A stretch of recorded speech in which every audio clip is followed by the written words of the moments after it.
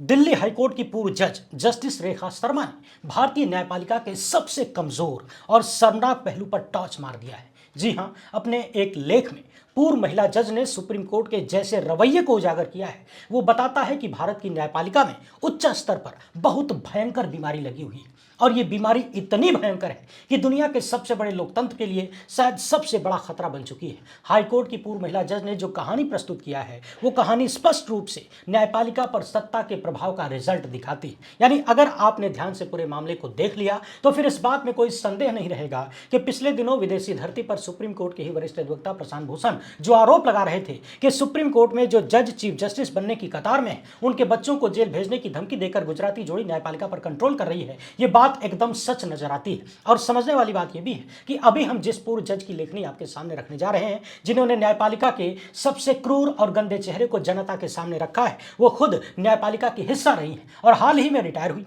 ऐसा नहीं है कि वो किसी फैसले से नाराज है, व्यक्तिगत नाराजगी या कोई राजनीतिक द्वेष। एकदम आसान भाषा में पूरी कहानी आपको बताऊंगा। ये मसला बड़ा गंभीर रूप लेता जा रहा है। उधर इलाहाबाद हाईकोर्ट ने उत्तर प्रदेश की योगी सरकार को बहुत बुरी तरह से लताड़ा है। यह एक घटना यूपी के मुख्यमंत्री और उनकी सत्ता के संवेदनहीनता को समझने के लिए काफी है।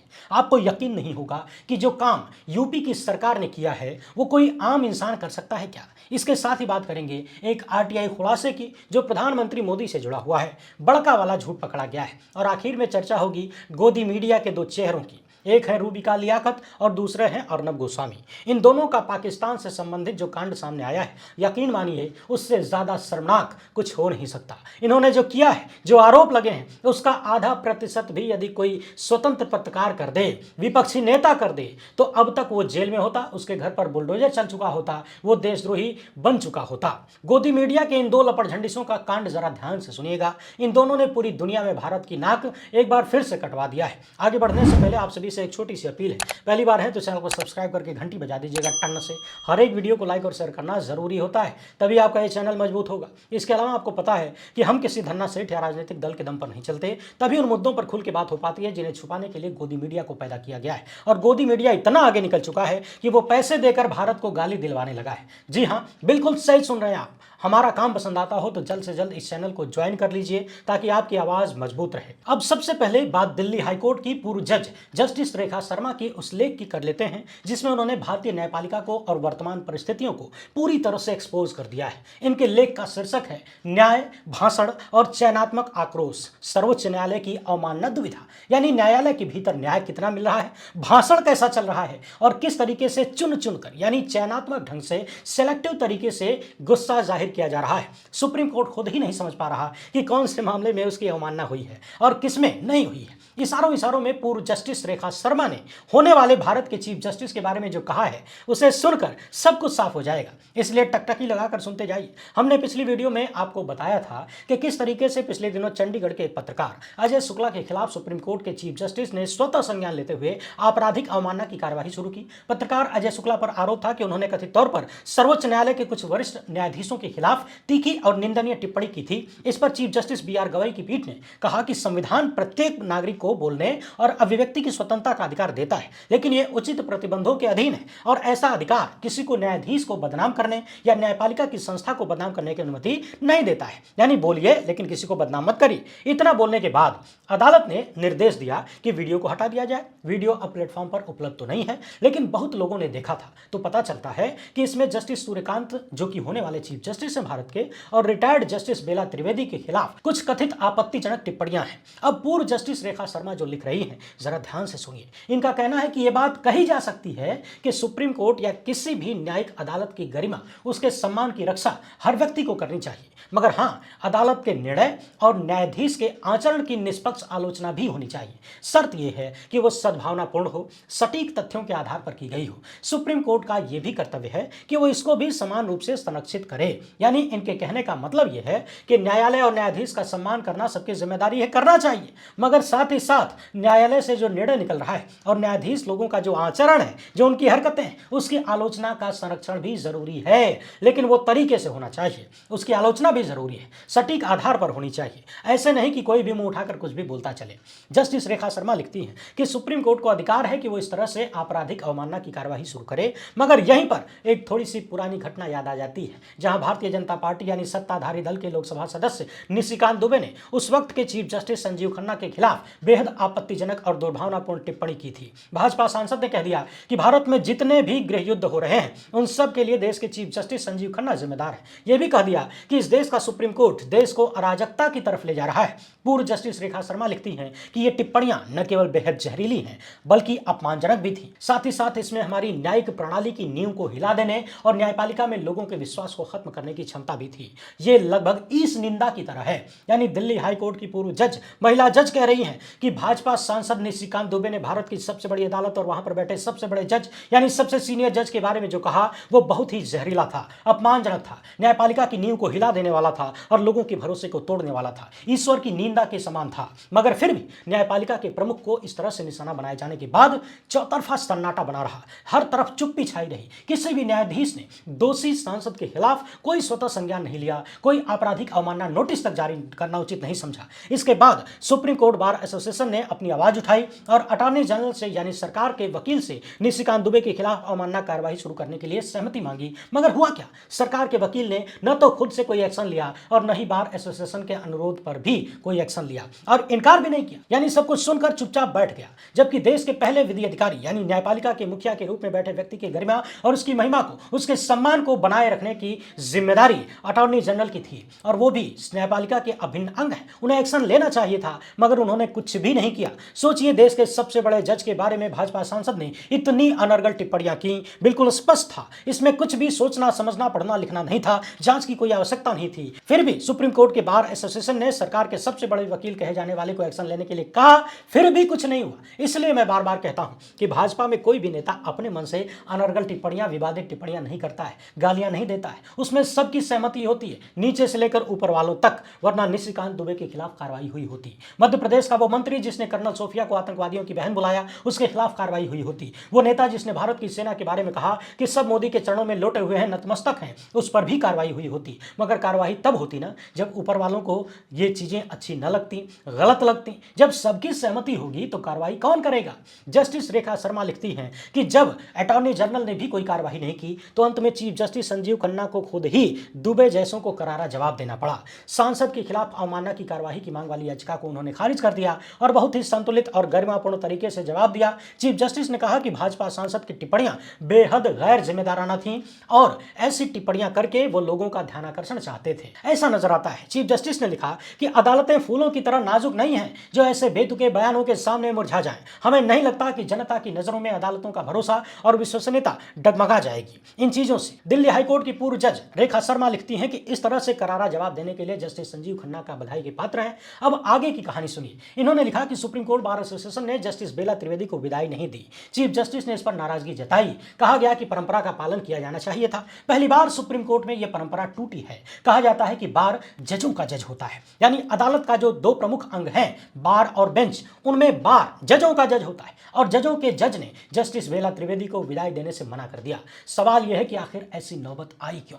जस्टिस बेला त्रिवेदी ने ऐसा क्या किया था? इस पर बेंच और बार दोनों को सोचना चाहिए। बेशक लंबे समय से चली आ रही परंपरा टूटी है, लेकिन जज सिर्फ कोई ब्लैंक चेक तो नहीं है, इसके साथ ही जिम्मेदारियां भी जुड़ी होती हैं। बार न सिर्फ जजों को न्याय प्रणाली को कारगर बनाने में मदद करता है, बल्कि निगरानीकर्ता की तरह भी काम करता है। सुप्रीम कोर्ट बार ने अपनी कार्यवाही से एक जोरदार और स्पष्ट संदेश दिया है। न्यायाधीशों को यह याद रखना चाहिए कि उन पर भी नजर रखी जा रही है। आप जनता भी कान खोलकर सुन लीजिए, जरूरत पड़े तो कान में कड़वा तेल डाल के सुन लीजिए। कुछ लोग अक्सर ये कहते हैं कि अंबुज कुमार, आप जब देखिए तब सत्ता से, संवैधानिक संस्थाओं से, खासकर अदालतों से सवाल करते रहते हैं, जजों पर सवाल उठाते हैं, फैसलों पर सवाल करते हैं, न्यायपालिका में चल रही बेईमान जजों के कुकर्मों की आलोचना करते रहते हैं। मगर इसका क्या लाभ है? इसका क्या रिजल्ट है? कोई सुधार तो हो नहीं रहा है। मगर ध्यान रखिए, अगर हम जैसे लोग ये सवाल करना बंद कर देंगे तो हो सकता है कि बेईमान लोग और ज्यादा मनबड़ हो जाएंगे और ज्यादा परिस्थितियों को खराब कर देंगे। सुप्रीम कोर्ट बार के वकीलों ने जो किया, विदाई न देकर जो विरोध जताया, वो बाकी के जजों के लिए संदेश है कि सुधर जाइए, आप भगवान नहीं हैं। आगे दिल्ली हाईकोर्ट के पूर्व जज ने जो लिखा है और जिस तरीके से इशारों इशारों में लिखा है उसको जरा ध्यान से सुनिएगा।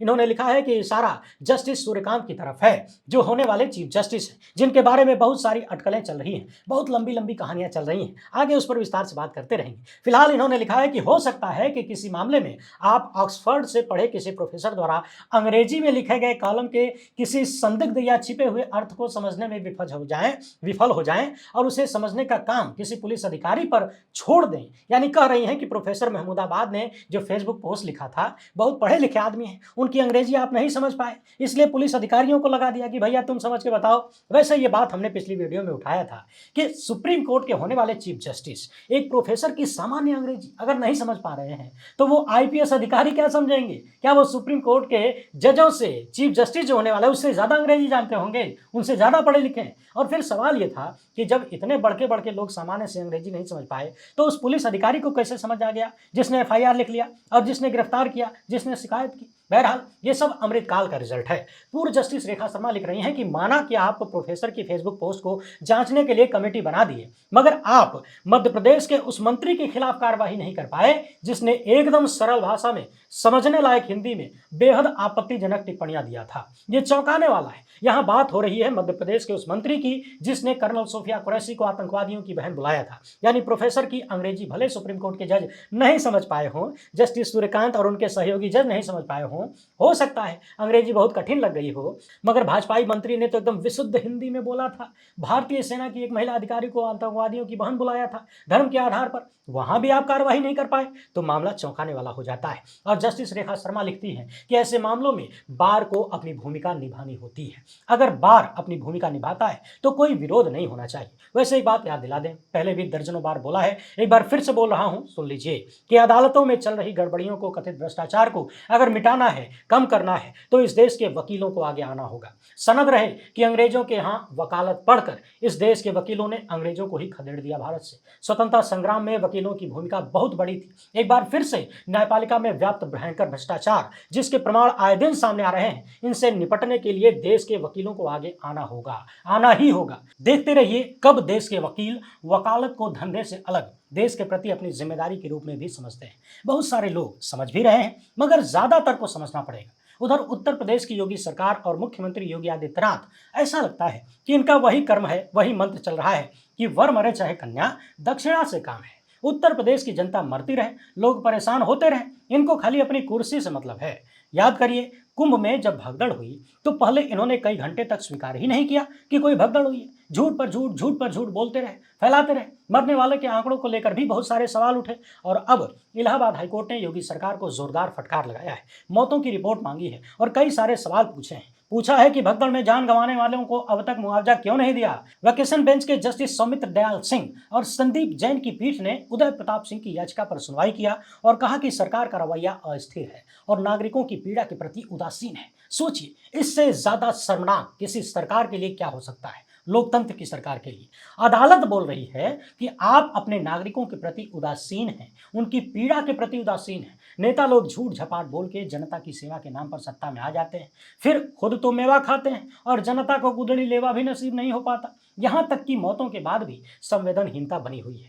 अब इलाहाबाद हाईकोर्ट ने भगदड़ में हुई मौतों, मरीजों और डॉक्टरों की रिपोर्ट मांगी है। कोर्ट ने कहा है कि राज्य सरकार मुआवजा से संबंधित पूरा ब्यौरा दे। सरकार नागरिकों के ट्रस्टी की तरह काम करती है तो उसे पीड़ितों के प्रति संवेदनशीलता दिखानी चाहिए। आपको बता दें कि सरकार ने 30 मौतों को स्वीकारा था। अलग अलग रिपोर्ट में कभी 70 तो कभी उससे भी ज्यादा मौतों का जिक्र हुआ, मगर सरकारी आंकड़ा 30 रहा और 25-25 लाख के मुआवजे का ऐलान किया गया था। अब उदय प्रताप सिंह नाम के एक याचिकाकर्ता, जिनकी पत्नी सुनैना देवी को गंभीर चोटें आई थी, इलाज के दौरान मौत हुई, लेकिन इनकी पत्नी के शव का न तो पोस्टमार्टम हुआ और न उन्हें कोई जानकारी दी गई। उन्हें यह भी नहीं बताया गया कि उनको यानी उनकी पत्नी को कब और किस हालत में अस्पताल लाया गया था। इलाहाबाद हाईकोर्ट ने इसे गंभीर चूक मानते हुए सरकारी संस्थानों के काम करने के तरीके पर सवाल उठाया है और कहा है कि जब सरकार ने मुआवजे की घोषणा कर दी तो उसको समय से गरिमा के साथ परिवारों को दे देना चाहिए। सोचिए कितने महीने गुजर गए, कुंभ कब लगा था, मौतें कब हुई थी और अब तक उत्तर प्रदेश की डबल इंजन सरकार मुआवजा नहीं दे पाई है। डबल इंजन की स्पीड ऐसी है। कोर्ट ने कहा है कि इस परिस्थिति में सरकार की यह जिम्मेदारी है कि वो पीड़ित परिवारों का देखभाल करे,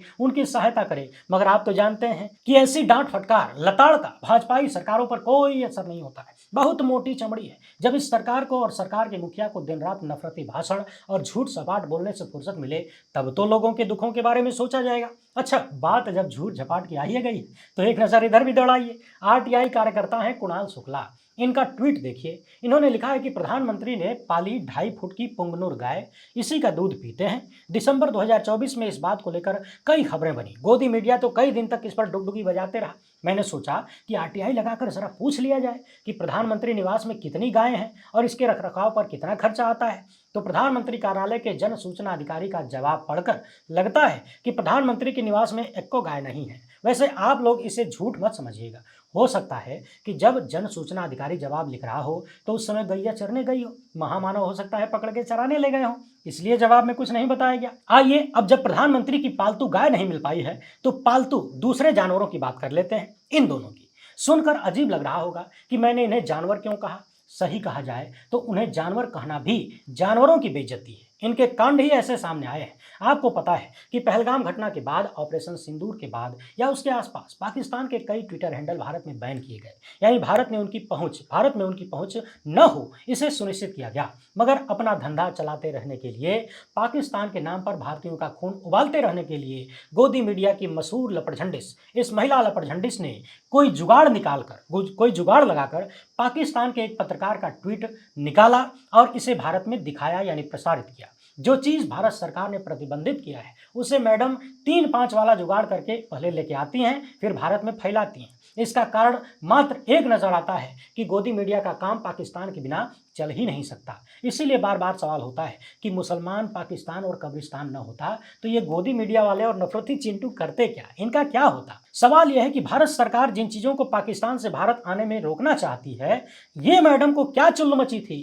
कि ये पाकिस्तान से उठाकर उसको लेकर आई हैं। अभी इसे लेकर आजाद अधिकार सेना के राष्ट्रीय अध्यक्ष पूर्व अधिकारी अमिताभ ठाकुर ने कंप्लेन किया है, लीगल नोटिस वगैरह भेजा है। तो मोदी सरकार ने अंबानी के चैनल से कहा है कि रूबिका लियाकत की भेदभाव भरी एंकरिंग को चेक करो, रिकॉर्डिंग भेजो, नौकरी से निकालने की मांग भी की गई है। भड़ास फॉर मीडिया की यह खबर है। अमिताभ ठाकुर ने रूबिका लियाकत पर एंकरिंग के दौरान निष्पक्षता के सिद्धांतों से भटकने और विपक्षी नेताओं के प्रति कथित अपमानजनक रवैये का आरोप लगाया है। इन्होंने सूचना एवं प्रसारण मंत्रालय के इस मामले में शिकायत की थी। अब मंत्रालय ने न्यूज 18 चैनल से, यानी अंबानी के चैनल से संबंधित कार्यक्रम की रिकॉर्डिंग की सीडी मांगी है, कार्रवाई के निर्देश दिए हैं। शिकायत में कहा गया है कि रूबिका लियाकत ने सत्ता पक्ष और विपक्ष के नेताओं के साथ दोहरे मापदंड अपनाए, विपक्षी नेताओं से बातचीत के दौरान असंसदीय भाषा और अपमानजनक लहजे का प्रयोग किया। अब मामले पर चैनल की प्रतिक्रिया का इंतजार है। तो यह रूबिका लियाकत का वो मामला है जिसमें वो खुलेआम सत्ता पक्ष का सपोर्ट करती हैं और विपक्ष को टॉर्चर करने का काम करती हैं,